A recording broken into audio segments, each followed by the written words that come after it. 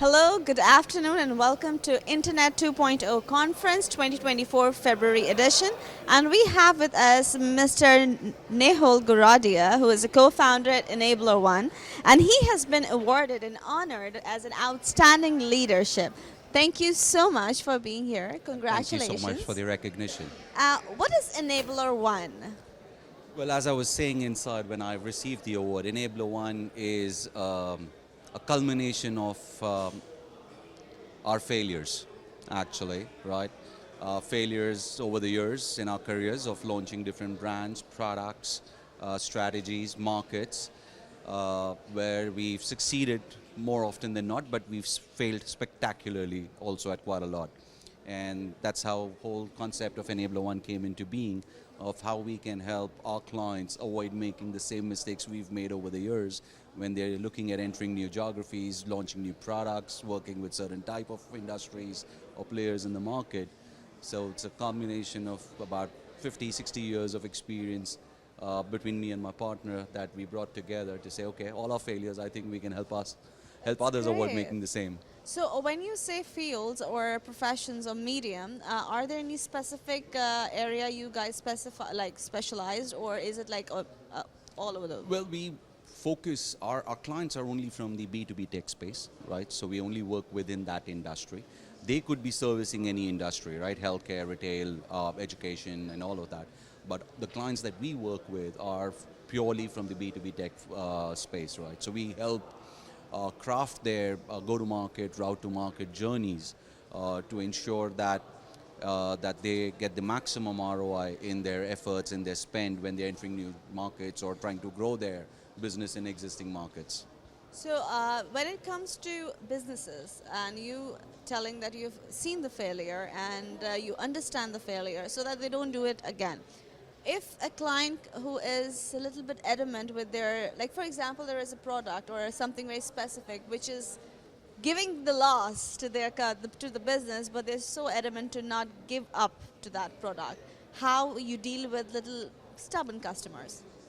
Well, every one of us is stubborn, aren't we? Right? I mean, and one of the key things, even though we say it's a combination, culmination of our failures, we do believe we'll still make mistakes again.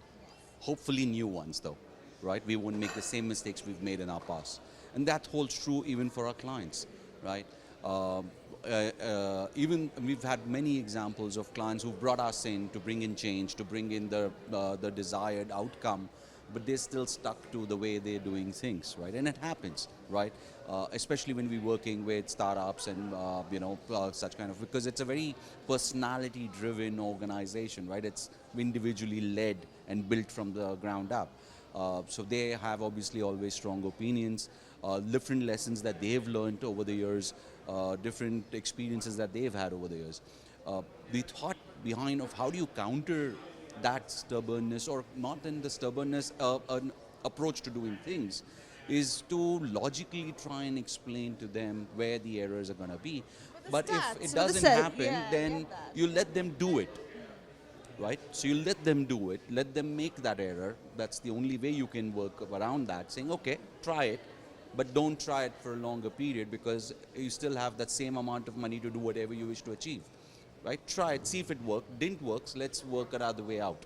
And it holds true for us also. We'll make a mistake in course of our execution or course of our consulting, but we need to know it quickly and re-navigate to where we need to achieve that. So yeah. So when you say when it comes to enabler as AI and all of these new artificial intelligence has been at its peak, and when it comes to some businesses, they would be adamant to do it, and some would be very much pro to for AI and all those services because they want to be ahead of their time.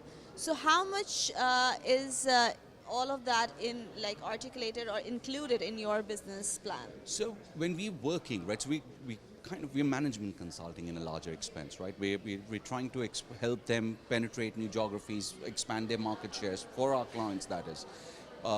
If it's an AI-driven technology, and which is largely prevalent today, AI, ML and everything, if you look at it, right, and this is something I was listening to all these stories inside today, and then you talk, over the last 5 years, I would say at least, if not more, every second tech firm that we talk to has something called AI or ML embedded into their storyline. Is it truly AI, right? Is what we then need to, as storytellers, come out and explain to the broader organizations that they're trying to sell into, that why it is truly AI and how it really helps their businesses, right? Rather than just another marketing slapstick on top saying it's AI and ML, but it may be nothing different to what they were doing 3 years ago. But it's about trying to ensure the value proposition is explained properly, right? Trying to explain why it makes sense doing it this way with AI vis-a-vis doing it the traditional way that they've been doing. And then, of course, cost of adoption. Is it truly worth it, right? So not every client is the right client also, right? You have to learn to, at times, walk away, right? Saying, no, I don't think we are the right guys for you, right? And which Being is, transparent, yeah, that is one of the biggest because thing. that's rare because people like to get the business. Yeah. So they're like, no, you know what, we'll keep the business no matter what we know. Yeah. But being transparent is one of the Well, key at Enabler One. we're So known remember for that. saying no, right? That's so we great. walk if we don't think we're the right player partners for our clients. That's right? amazing. So, yeah. So being in a conference which is Internet 2.0, you you have like knowledge of 60 years from different fields, meeting people Not me. from I'm not that old. Thank you very much. But meant yeah, your company. cumulative. Yeah, with Your me and my company. partner. Yeah. So, when you come to such conferences where different diversity of culture and professions are involved, what are you taking away from this conference? Network is number one, and mainly knowledge. We're still learning, right? This is an industry which is constantly changing, constantly coming out with new things to do, new ways to do things, new things to help do ways, right?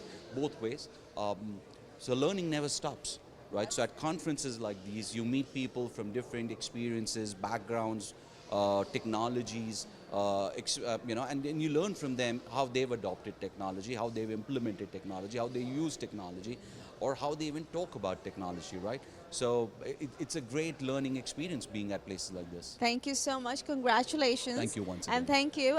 So, if you want to avail their services, you can go online. How can they collaborate with you? Reach out on our website through my LinkedIn page, enabler.one. That's my website. Perfect. I'm on LinkedIn also. Do reach out. More than happy to have a chat and see how we can work together.